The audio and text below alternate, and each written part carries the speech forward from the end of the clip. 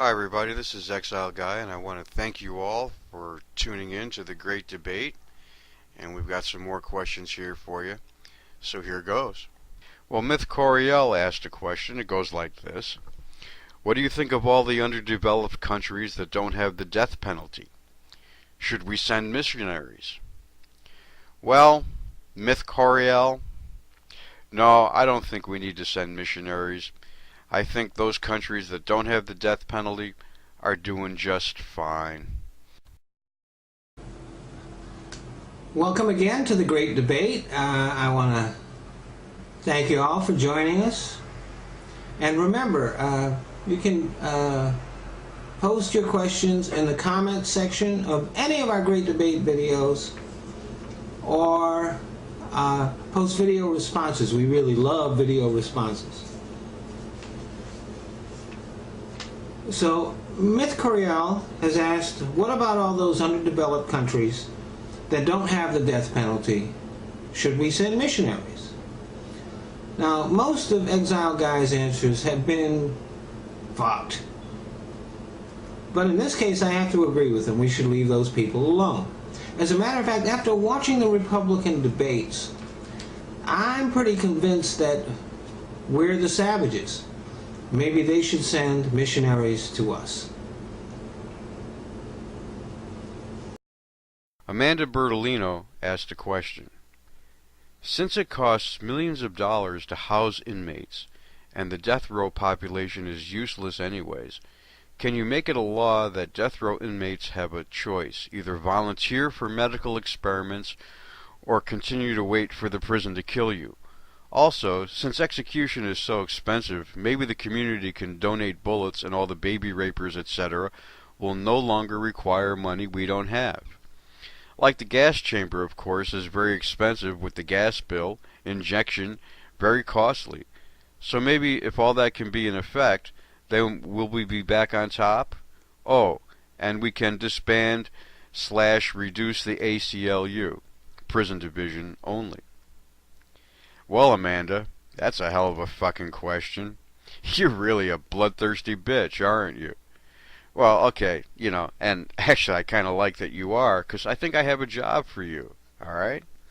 What I want you to do is pack your shit up and get ready, 'cause as soon as I'm elected, I'm sending a car over and we're taking you down to Houston, and you can run my little, prisoner drop-off exchange down there for me, and I'm sure you'll do a really good job of taking care of everyone down there. In fact, you're probably going to just be fucking amazing. Well, I got to tell you this, Amanda. Except in like really, really extreme circumstances. You mentioned one, like a baby raper, or some sort of crazy mass homicidal maniac motherfucker. I really, don't feel comfortable with the death penalty. I think too many innocent people have been killed over time, and I'm sure it happens all the time still, and I just can't imagine what it's like to be walking down that last mile knowing that you're fucking innocent and you're about to, be knocked off by the government that's supposed to be looking out for your motherfucking interests. But aside from that, like I said, I got a job for you down in Texas. You can take care of shit down there for me. I think you are perfectly bloodthirsty and insane enough to do the motherfucking job.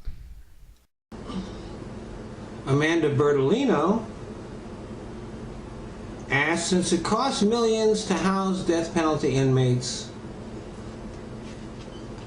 and they're pretty much useless, can you make a law that they have to be used in medical experiments? And she also wants the community to donate bullets so that we don't have to spend any money on the executions.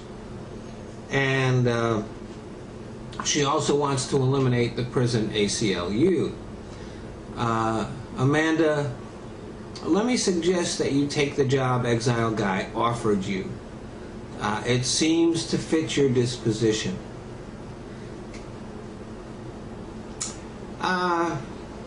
We've just had 2 executions in which men who were possibly and even probably innocent were killed. In Georgia, the police investigation was clownish, amateurish. It might even be considered police misconduct. And the prosecutor told the jury that the bullet in the crime that the defendant was being tried for came from a gun that was used in another crime, and this wasn't true. Rick Perry executed a guy in Texas who he was told by a panel of experts was probably innocent, and he went through with it anyway and then covered it up. The Innocence Project has gotten over 200 prisoners off of death row.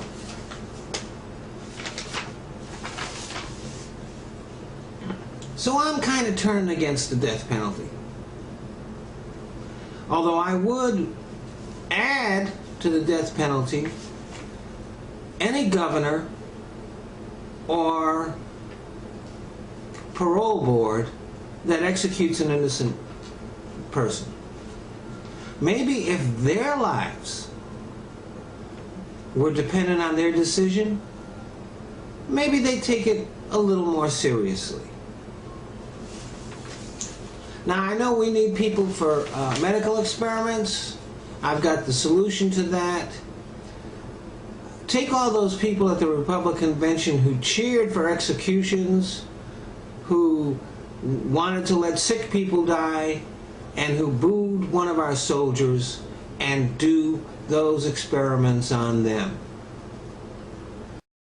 Joe Schmo 65 times 2 asked, would you stop the wars and bring our troops home? And how soon would you do it? Well, Joe Schmo, here's what I would do. If I'm elected, I will immediately get together with the Joint Chiefs of Staff, let them know who the fuck is boss, and tell them to get ready, because on the day after my inauguration, I'm going to order everybody home. I'm going to announce to the world that we won, and we're going home. And that's it. And if nobody messes with us, we'll leave peacefully. If the locals make it hard for us to go, well, we'll fuck them up and then we'll leave. But that's how it's going to go. Because we've been in Iraq and Afghanistan far too fucking long. Besides, I need those people here to guard the border with Texas. Because I can't have any of those motherfuckers sneaking back. So, but it'll be, it might be slightly hazardous duty, but I think it'll be a lot more relaxed, because it'll just be like a shoot, on sight kind of policy. So after a while, that whole thing will calm down, you know what I mean. So yeah, I guarantee you that the day after I take office, people will start getting on airplanes and coming home. And Joe Schmo 65 times 2 has asked, would you stop the wars and bring the troops home? And how soon will you do it? My answer is yes, right away, real fast. Now, Exile Guy says he would do the same thing, and he wants to put the soldiers around Texas, which is probably not that bad an idea. But here's the thing. Once Exile Guy starts on his quest for world domination, there will be nothing but war. So think about that. I hope that answers your questions.